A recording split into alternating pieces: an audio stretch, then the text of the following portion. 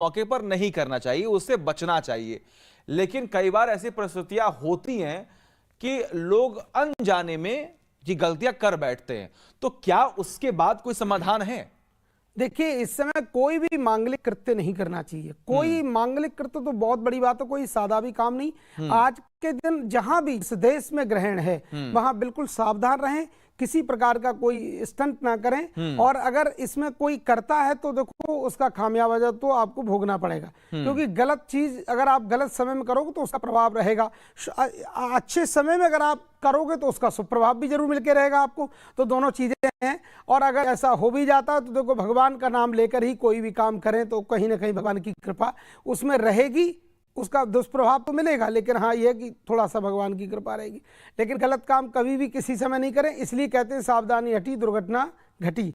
तो सावधान रहें, सचेत रहें और मंगल में श्री बांके बिहारी जी का स्मरण करते रहें। आपके जीवन में समस्त मंगल कामनाओं का अभ्युदय होगा, आपको श्री यश मान प्रतिष्ठा बढ़ेगी। आप भगवान सूर्य का जो है स्मरण करें। अगर आपका यज्ञोपवीत संस्कार हो गया तो आप गायत्री आदि का जप कर सकते हैं, संध्या वंदन करते हैं तो आप किसी भी ओम शिवाय नमः का जप, श्री राम जय राम जय जय राम, कृष्ण कृष्ण राधे राधे, ये युगल महामंत्र का जप करें। तो इन मंत्रों के जप से चलते फिरते उठते बैठते भी आपको कोई दिक्कत नहीं होगी। आपके घर में सुख शांति समृद्धि रहेगी। लेकिन मिलकर के आप सबको करना चाहिए।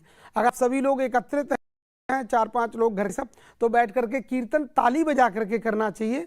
तो आपको इन सब जो आप जिन चीजों से डरे बैठे हैं तो उन चीजों से आपको निजात मिलेगी। बहुत अच्छा। मैंने सुना है कई बार जो लोग पूजा पाठ करते हैं, जो काफी ज्यादा आध्यात्म में डूबे रहते हैं, वो ये कहते हैं कि आप जहां भी रहिए, जिस मूड में रहिए, आप भगवान का नाम लेते रहिए, सब कुछ अच्छा होता रहेगा। लेकिन कुछ लोग ये कहते हैं कि नहीं, एक स्थान ऐसा होना चाहिए जहां पर आप बैठ के आराम से भगवान का नाम अगर आप ले रहे हैं तो निश्चिंत होकर लीजिए। ध्यान एक ही जगह होना चाहिए, ईश्वर पर। बिल्कुल बिल्कुल, नाम तो भगवान का ध्यान तो होना चाहिए।